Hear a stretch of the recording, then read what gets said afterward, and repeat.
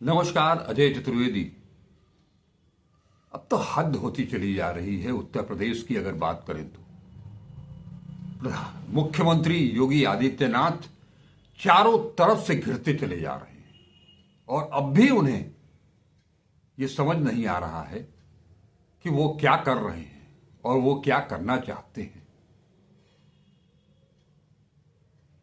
अयोध्या प्रयागराज का मामला ठंडा होने का नाम ही नहीं ले रहा है। रोज कुछ न कुछ ऐसी सूचनाएं निकल करके आ रही हैं, वो बहुत ही निराशाजनक हैं, डरावनी हैं, कम से कम राजनीति करने के काबिल तो नहीं है। बीजेपी,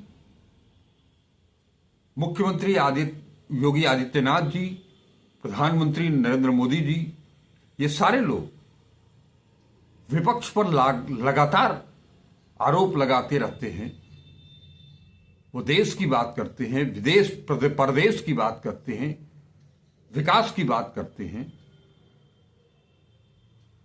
और इतने आज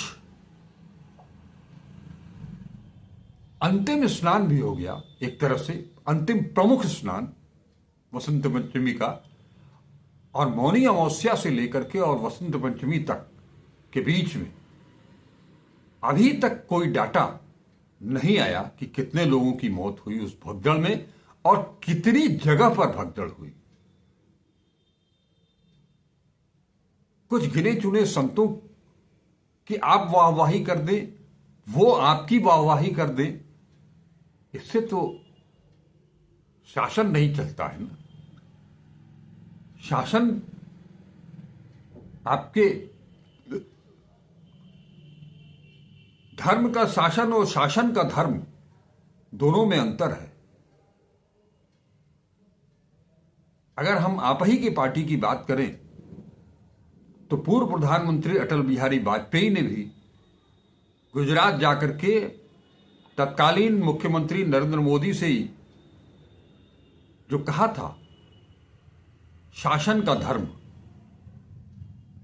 क्या शासन के धर्म का पालन आज उत्तर प्रदेश में हो रहा है?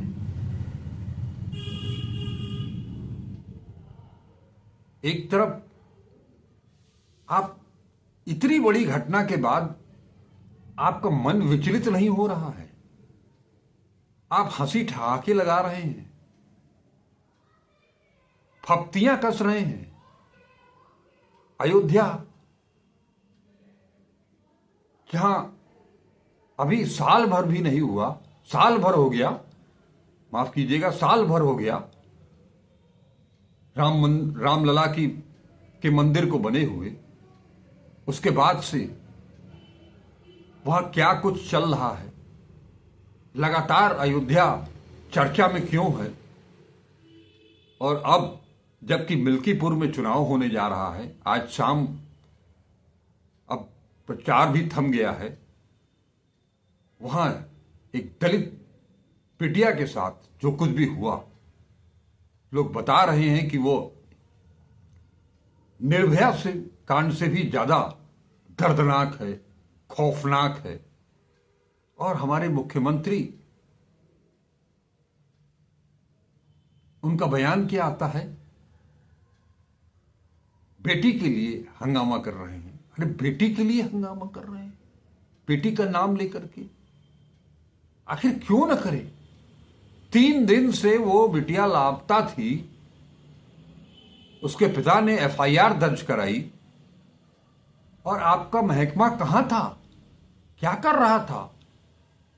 और जिस हालत में 3 दिन के बाद उसका शव पाया गया है, उसकी लाश पाई गई है, वो किस ढंग से, उस पर कम से कम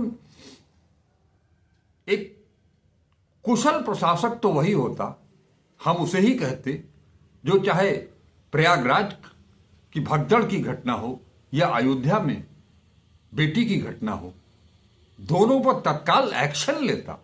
जो जिम्मेदार है, जिनको आपने जिम्मेदारी सौंपी है, उनसे जवाब तलब करते, उनके खिलाफ कार्रवाई करते, उन्हें दंडित करने की कोशिश करते, आप उन्हें ही बचाने की कोशिश कर रहे हैं।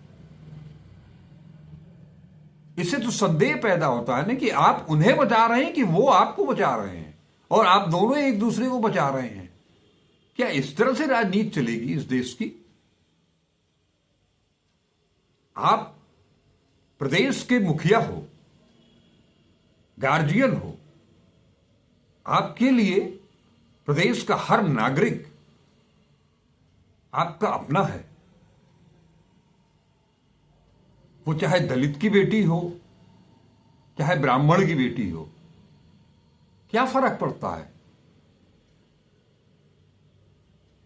दोनों में क्या अंतर है? चाहे वो राजपूत की ही बेटी क्यों न हो, सहन करेगा कोई? और उसके साथ इस तरह की नृशंस कार्रवाई, ऐसी बदसलूकी की सुना मैंने, मैं देखा नहीं हूं इसलिए उस पर विश्वास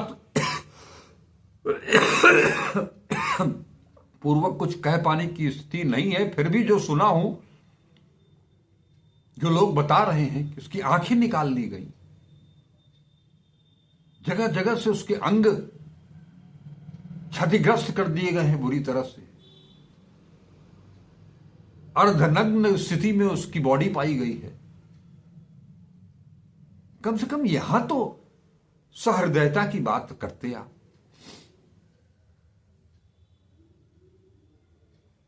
जो लोग आपको कुछ मशवरा देने के लिहाज से आपके लिए कुछ कहते हैं, तो आपको लगता है कि वो आपको अपमानित कर रहे हैं। ऐसा कतई नहीं है। आज मैं शंकराचार्य अवमुक्तेश्वरानंद की भी बात सुन रहा था। अवमुक्तेश्वरानंद सपाई हैं। वही अवमुक्तेश्वरानंद हैं जिनके ऊपर सपा सरकार ने लाठियां चलवाई थी। वो सपाई हो गए क्योंकि वो सच बात कह रहे हैं।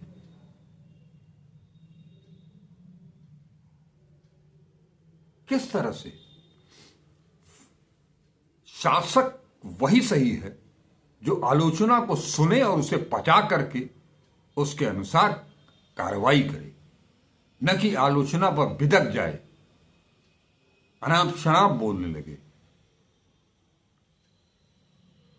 इन शंकराचार्यों का राम मंदिर के उद्घाटन के समय भी अपमान किया गया और आज भी वही हो रहा है। चंद राज्य पोषित संतों के उद्गार सुन करके सत्ता को अपना शीश ऊपर बहुत गौरवान्वित होने की जरूरत नहीं होती है। शासक को आलोचना सुननी चाहिए और उसमें से जो मोती हैं उनको निकालना चाहिए और उन मोतियों का इस्तेमाल करना चाहिए। तब आप एक कुशल शासक के रूप में सामने आएंगे। इसमें भी बड़ी साजिश दिखाई देने लगी प्रयागराज की घटना में। आखिर इसको ये चीज बताने में क्या दिक्कत है कि कितनी जगह पर भगदड़ हुई और कितने लोग मारे गए, कितने लोग गंभीर हैं, कितने घायल हैं, उसमें से कितने गंभीर हैं। जो मृत हैं उनकी डेड बॉडी उनके परिजनों को सौंप देनी चाहिए।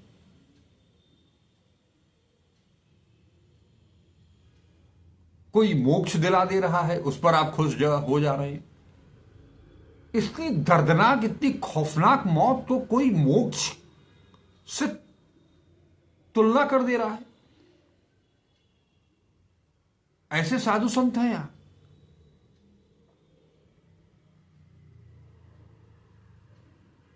वाकई विचलित कर देने वाली चीजें हैं। प्रयागराज से लेकर के और मिल्कीपुर तक कम से कम इन मुद्दों को लेकर के बहुत सहनशीलता के साथ, धैर्य के साथ, सहिष्णुता के साथ बातचीत होनी चाहिए और सारा पारदर्शिता होनी चाहिए, ताकि लोगों के बीच वास्तव में, अगर शंकराचार्य ये कह रहे हैं कि ये अगर पारदर्शिता नहीं होगी तो आप विश्वास कैसे जीतोगे जनता का। पहले आप 17 घंटे तक उस आंकड़ों को छुपाए रखते हो। आपके पास 32,000, 33,000, 9,000, 7,000, 1 करोड़ को बुलाने का, इतने 1 अरब लोगों को बुलाने का, घर घर जाकर के आप लोगों ने न्योता दिया। क्या कुंभ जैसी चीज के लिए निमंत्रण देने की जरूरत होती है किसी को? कुंभ तो सनातन हिंदुओं का सबसे बड़ा पर्व है। वहां तो स्वतः स्फूर्त लोग जाना चाहते हैं। उसके लिए निमंत्रण आपने भेजा। आपके विधायक, आपके संगठन के लोग जा जाकर के लोगों को आमंत्रित किए, और वो जब मर गए तो आपने उनकी ओर से मुख मोड़ लिया। ये आपके लोग हैं। अगर उस पर आपने कायदे से सहानुभूति पूर्वक मरहम लगाया होता तो आज वही जनता आपको सर आंखों पर उठाई होती। उत्तर प्रदेश के भीतर, पूर्वांचल के भीतर योगी आदित्यनाथ को लोग उस ढंग से देखा करते थे अभी तक।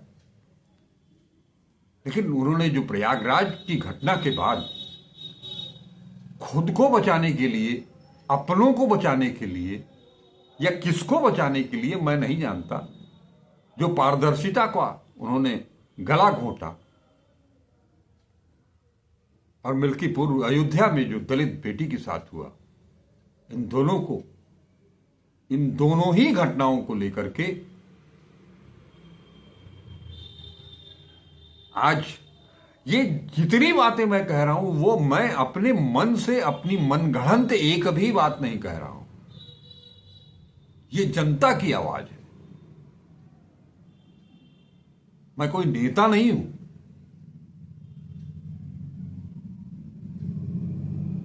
काश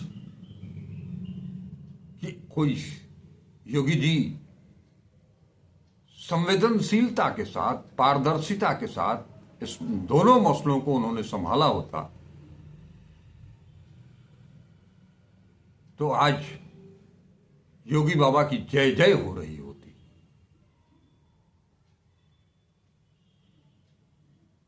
तुलसीदास जी ने भी लिखा है, निंदक नियम राखिए।